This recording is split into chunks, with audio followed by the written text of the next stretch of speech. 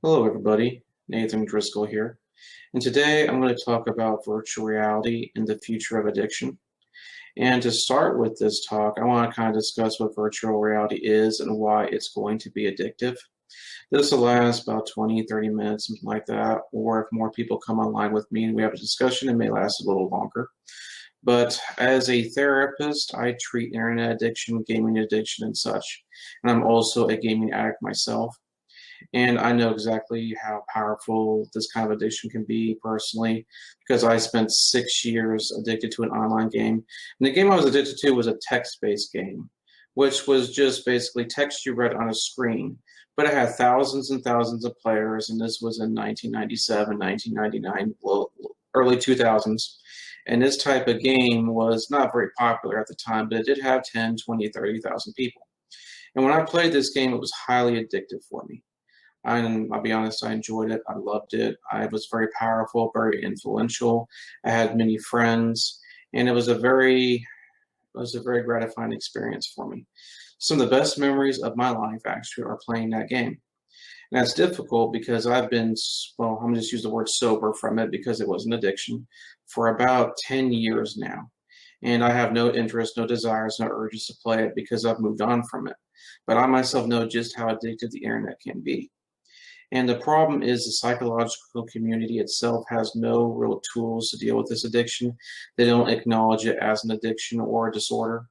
In the DSM-5, which came out in 2013, they do not discuss internet addiction. They talk about gaming addiction as a possible disorder for future research, but that means 10, 20, 30 years from now. And by then, the technology levels are going to increase, especially virtual reality. And that's the main topic I want to talk about today because virtual reality is already here. Now, virtual reality is not a new phenomenon. It's been around for a while in very limited forms. Back in, I think it was the early 90s, Nintendo made the Virtual Boy, where you can kind of see 3D type images way back then, and it was a complete flop. It was a failure. It was terrible. But over the years, companies have been trying to deal with 3D and virtual reality. And of course, in movies, 3D has been around since the 50s and 60s. But now it's becoming much more immersive, much more realistic, especially with gaming. And now, as 2016 has started, this is going to be the year where real virtual reality begins. Now, right now, there are some limited virtual reality platforms out there. One of the biggest right now, and also the cheapest, is the Samsung Gear VR. Now, Samsung Gear VR it's basically a goggle type system because most virtual reality is going to be a goggle based system you wear on your head. And with it, you plug in your cell phone, which with a Samsung is going to be your Samsung Galaxy, your high-end smartphones, into it to power the device. So basically, your smartphone is going to power the virtual reality experience, where you can watch movies, you can play some games, and with a goggle-based system, it's to where if you move your head, you can kind of see around in the environment. For example, if I move my head up, I can see what's up. My perspective changes with what I see. I move my head to the left, I can see what's to the left in the environment. Basically, you're fully immersed because the goggle-based system, you cannot see anything in the actual physical environment, which means it's highly immersive. Now, Samsung Galaxy VR, that kind of a system, is very low-key, very cheap. It's very basic. But now, as 2016 is coming and is already here, this year we're going to have much greater and more powerful virtual reality machines to be coming on the market. And right now, there's three that are going to be coming on this year. That's going to be very, very influential. The first is the Oculus Rift. Now, this has been in development for about 3 to 4 to 5 years, and it's owned right now by Facebook. And what it is, it's a goggle-based system, and they all are goggle-based systems, to where you can play real hardcore type games. And this is for gamers. These kind of gaming systems are for gamers who have very powerful computers already, because these virtual reality platforms require a very powerful PC to use. And by PC, I mean personal computer. So, for example, the Oculus Rift, and just this week it was announced it's going to be for $600. Now, that's just the Oculus Rift itself. By itself, it does nothing. It is a goggle-based system. It is run and powered by a personal computer.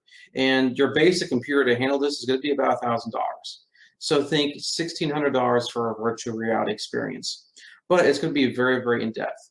Modern games with the high-level graphics will be used within that system. meaning people will see high-end graphics in a virtual environment. Basically, what this means is they'll be seeing very, very high-end graphics by moving around and interacting in an environment. Now, I'm going to just tell you, based on experience, addiction is highest when the more senses are involved. For example, the best analogy I have is radio, television, and internet. For example, radio wasn't very addictive because it uses one sense. Basically, it uses hearing, sound. So I could be listening to the radio, but I could also be working on something. I could be watching something. I could be engaging in other activities while I listen to the radio, meaning that the radio itself is probably not going to be very addictive because all my attention is not focused on it. Now let's take television. Now we have another dimension. It's called sight. We have hearing and we have sight. Now television is going to demand more of your time. It's going to be more addictive because it's going to use more of your senses. It's going to be more of demanding on your attention. Meaning when I'm watching TV, I'm probably not going to be working or doing something else. No, I could be. But my whole focus is not going to be on the television if I do that, which means I'm going to be missing information. If I turn away and don't look at the screen, I'm only hearing it. So I'm missing a good chunk of the sensory experience. Now let's take the internet. The internet still uses sight and sound, but it's much more immersive because now you are part of the experience. If I'm playing a game online, my actions influence what I see and what I hear. Therefore, my interest level is very high. If I'm playing a game, I'm probably not doing anything else. I might be listening to music in the background. I might be talking to people on a microphone, but a good chunk of my attention is in that game. Meaning the addiction level is going to be much higher because my attention is much more focused on it. So then let's take virtual reality as the next step. Now I'm fully immersed in a three-dimensional, 360-degree environment, meaning my addiction levels are going to be extreme, much higher than the internet itself. And the problem is, as a society and as a culture, we are not prepared for this. We are not prepared for people to have goggles strapped to their face all day in a virtual reality world. And it's coming. And I would not be surprised in 10 years to 15 years from now if everyone as their entertainment has goggles strapped to their face or lenses in their eyes seeing this kind of content everywhere. And this is also called augmented reality, where if I have, say, a lens and I can see computer imagery projected onto the real world so I can gain information. Which, I'll be honest, this technology sounds pretty cool, right? I'm a nerd, I'm a geek, I like this kind of stuff. The idea of virtual reality excites me on the nerdish based, techish based level. I enjoy the idea of virtual reality, of the internet, I like it. But also as a therapist, it scares me because I see highly addictive levels coming because the psychological community is not prepared to deal with this threat. Now, does that mean we should ban virtual reality, ban the internet? No. No, that's stifling progress, and that's not good for anybody. But we need to be able to deal with it as a community and have open dialogues and discussions about why this could be addictive. And the problem is there's not much of these discussions because the psychological community does not understand this kind of addiction. Most of the psychological community understands drugs and alcohol. They don't really understand behavioral addictions very much. Now, sexual addiction, gambling, those have been around for a long time. But internet addictions are a relatively new phenomenon. So they don't really understand it. They don't really see, because a lot of the people in charge of the APA and such, they're 60s, 70s, 80s, and some of these people may have never even used the internet. So they can't comprehend and think, how can this be addictive? How can someone sit in front of a device 8, 10, 12 hours a day? So they don't understand it because they have no reference. They have no reference point to see why it would be addictive. And that's why a lot of therapists have no idea. The reason I do is I'm an addict. I'm in recovery. I have to watch my addiction levels to gaming all the time. If I don't, I'll be sucked right into it. So I understand it because I've been there. And I'm one of the few therapists that deal with this because most have never been there and don't understand it. And the APA is not classifying this as a disorder, meaning there's very little research for it. Most of the research for internet addiction and such is occurring in Asia, China, North, South Korea, places like that, because over there it's a much more critical problem. Because over there, most of your internet access is in cafes, which means people are going to cafes and spending 10, 20, 30 hours there. Where here in the United States, for example, most of our internet access is at home because internet expenses are a lot cheaper in most areas. So we can't really monitor and research just how much of a problem this addiction is because people are in their houses. This is why research in the United States is very, very low.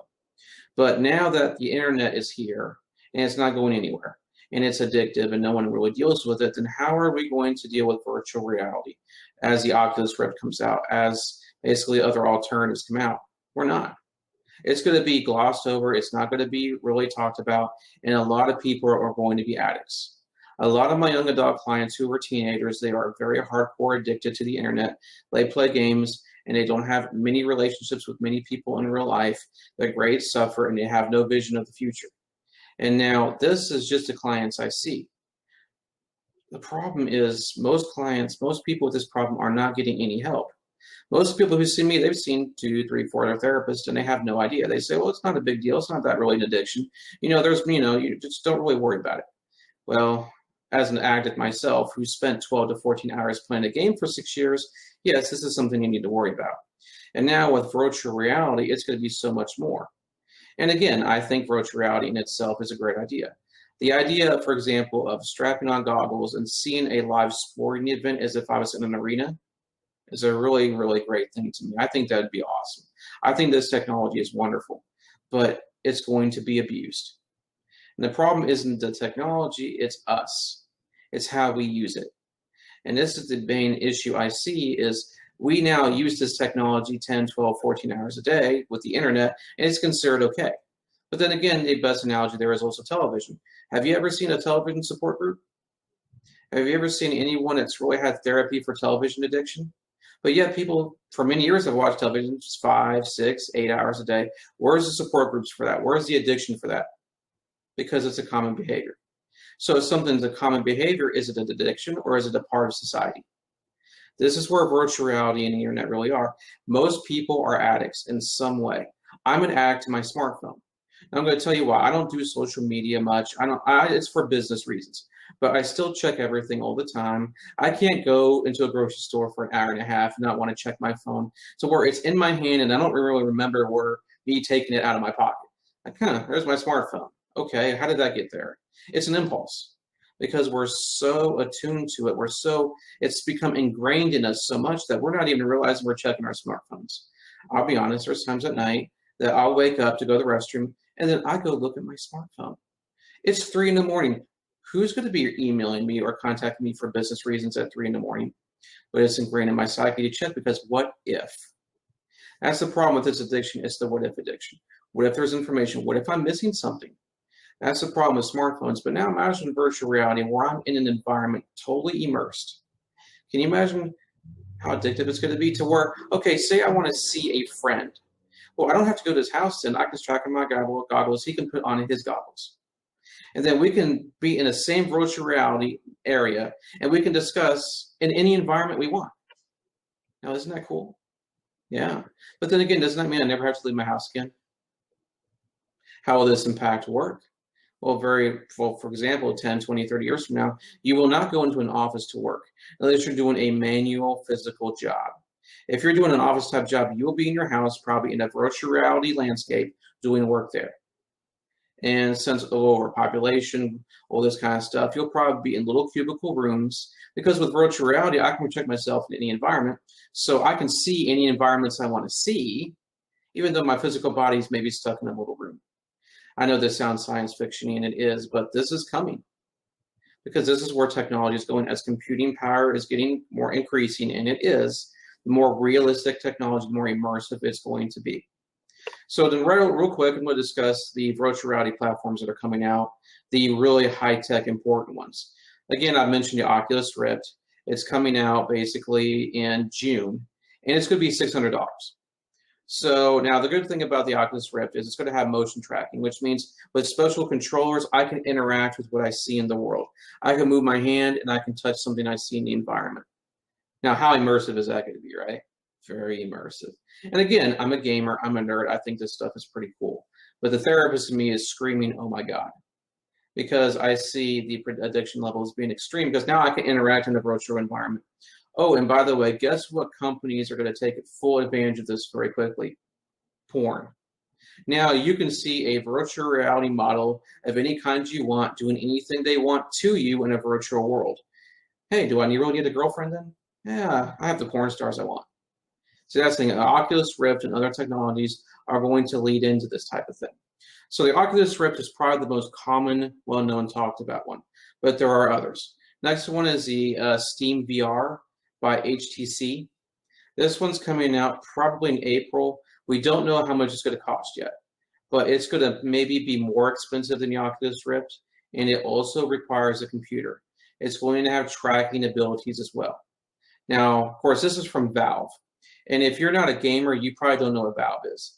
Valve is an online gaming distribution network to where people can buy games online, and they have thousands upon thousands of games. And most new releases you can find on Valve. See, in the past, if you wanted a game, you had to go to a video game store. You had to go to like Best Buy, Circuit City, way old school here, or things like that, and actually purchase a game. Now with Valve, you can download it to your computer and never leave your house. I'll be honest, I have like 30 or 40 games on Steam. And Valve is called Steam. It's basically the interface. I have 30 to 40 games there. I'm a gamer. I'm not going to lie. I'm a therapist and I'm a gamer, and I play many games. And yes, I played hundreds of hours of games because I am a gamer. But I'm also in recovery, which means I also have to monitor my time, and I also spend most of my time working. And I do other things too. When I'm on the weekends, I'm not playing games much. I'm out doing things in the world because I live that life of staying as a hermit in my room, and I'm not going to do that anymore. But do I play games? Sure. And Valve is a great platform. Steam is awesome, to be honest, because you can buy any games you want at any time. Now, with Steam, with Valve, they are creating their Steam VR technology, which is going to be probably just as immersive or maybe more so than the Oculus Rift, because it's going to be designed to hook into a majority of their games, which as a gamer, that's appealing. If I was to buy one of these myself, it would probably be the Steam VR, because I want to hook into the games I already play so I can be fully immersed. Now, the Oculus Rift will do a lot of that too, but I'm thinking the Steam VR is going to do better. Now, there's also the PlayStation VR. That's coming out sometime in the first half of 2016. We don't know what the price is. Now, you probably need a PlayStation 4. Don't think it's for a computer or anything. It's probably for PlayStation 4. But here's the truth. Every major platform, Apple's going to be developing one of these. I think they're already in the works to develop one. Google, there's Google Glasses. Every major computing company is going to start developing VR. This is the beginning. And I'm going to be honest, these levels are going to be very low tech compared to the future. This is a beginning emerging technology. So at the beginning, it's not going to be completely immersive. But as computing power increases, it's going to jump up. It's going to jump up to where 5, 10 years from now, it could be photorealistic quality at 90 to 120 frames a second. So where your mind, your brain cannot determine if it's fake or real. See, then we have the major problem then, because then I don't have to worry about my real life. I can create whatever virtual life I want. Now, I'll be honest, this scares me. And it should scare you. Because if you're a parent, these are your kids. They're going to be doing this. If you're a parent and you got a 6-year-old and 9-year-old, by the time they're in their late teenage years, VR is probably going to be everywhere, and they're probably going to be addicted. And it's probably going to be considered normal. Now, what do we do about this? I mean, this sounds like I'm preaching doom and gloom in the end of the world, and in some ways I am. But what we do about this is education, knowing how this can be addictive, and limiting our time on it. I mean, you can't succeed in life and play games 10 hours a day. I tried. It didn't work. You can't do that. You can't succeed in life and be in a virtual environment and not interact with people. That's not how the real world works. Now, maybe 20, 30, 40 years from now, it'll turn into that kind of world where you can. But right now, we can't survive like that. You have to interact in the real world. You have to be part of the equation. And if you're not getting anywhere. And a lot of my clients who are in their teenage years, 18, 19, 20, 21, 22, they have to get real lives. They have to get jobs. They have to get education. They have to focus on their future. And most of mine are addicts to basically 2-dimensional games. Well, what happens when there's 3-dimensional games? That's why, to me, virtual reality is going to be the most addictive behavior or the most addictive addiction ever to be known in the history of mankind. Of course, what's after VR, right? Holodeck? Well, maybe. Actually, I wouldn't be too surprised. But virtual reality is going to be the greatest addictive we've ever seen. And drugs and alcohol will be minuscule. Because to your brain doesn't know the difference between this kind of addiction and a chemical addiction, because your brain's producing the chemicals that you are addicted to. So a behavioral addiction like VR is going to produce lots of dopamine, serotonin, norepinephrine, things like that, to where, boom, I'm going to have that rush to high. Well, the drugs I take physically are going to produce pretty much the same results. So my brain isn't going to know much of a difference. Because to the brain, chemical, behavioral, it doesn't matter. So yes, this is a drug. And again, anything can be a drug. Any chemical can be a drug. Any behavior can be a drug. And this is the problem right now. If we don't acknowledge this, if the psychological community does not stand up and say, this is a problem, we need to start developing treatments, we need to start developing research, then we are in deep trouble as a society and as a species. Now, what I want you to do if you're watching this video is I want you to kind of get this in your mind, understand the addictive properties, or understand that the more senses it uses, the more addictive it's going to be, and be on the watch for it. I'm not saying you should avoid this, you should never get VR, you should never try it. No, it's going to be part of life. It's how you use it. I'm not saying you should abstain from VR or the internet and go live in a cave. That's just not going to work. But the more information, the more you realize, okay, this could be dangerous. So if I get this for my child, I got to limit it. And we got to have an open discussion. We have to have a dialogue. Okay, this is why this could be addictive. This is why you can't sit 4 or 5 or 6 hours at a time. And if you're a parent, you can't be doing those behaviors either. That's the whole point of this talk. I want you to understand that this is a major issue. But you don't have to freak out about it either. You don't have to be the end of the world is ending, doom and gloom, we're dead. No. Focus on the positive, that this could be a very useful tool. For example, in the medical community, can you imagine how powerful VR is going to be? If I can work in 3D and I can practice on patients in 3 dimension, I can kind of think how skilled surgeons are going to be. Think science, think research. Virtual reality is going to be an amazing tool. But again, it's how we use it. Right now, the internet, to me, is one of the greatest things ever invented in the history of mankind. I mean, the fact that I can go into Google and search almost anything I want and gain knowledge on almost anything I want. Now, not all of it's true. Some of it could be fake. But then again, if I parse through it enough and I use a critical mind, I can learn so many things. Well, 20 years ago, we didn't have this. In a lot of ways, we were a lot more ignorant and naive. Now look at this. Look at the technology. Look at this tool. It is a wonderful thing. And again, it's how we use it. So again, guys, I just wanted to say thank you for watching me today. And I'm going to have more talks in virtual reality as the weeks come by. Now, I do eventually plan to get one of these devices myself. I'm going to do reviews on it. I'm going to analyze it. I'm going to talk about it because I eventually want to experience this. And I want to be able to know exactly why this is addictive. I want to be able to see it, to experience it, so I can talk more to you about it. Now, that's going to come at some point when these come out, maybe a little later, because, again, these are expensive devices. And I've got tons of cash to burn. But eventually, I'm going to be reviewing these. I'm going to be discussing these more in depth. I'm going to be discussing features because I want you to kind of understand what virtual reality is. Then, as a therapist, what I see as an addictive property with it. So, guys, thank you.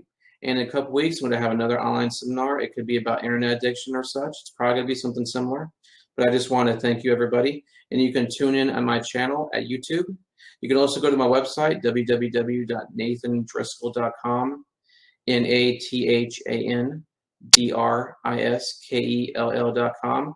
You can learn about me, about my therapeutic services. Again, I'm a therapist in the Houston, Cypress area. I see clients pretty much of all ages. I specialize in internet addiction and also Asperger's autism. If you have any questions, just give me a call. Just give me an email.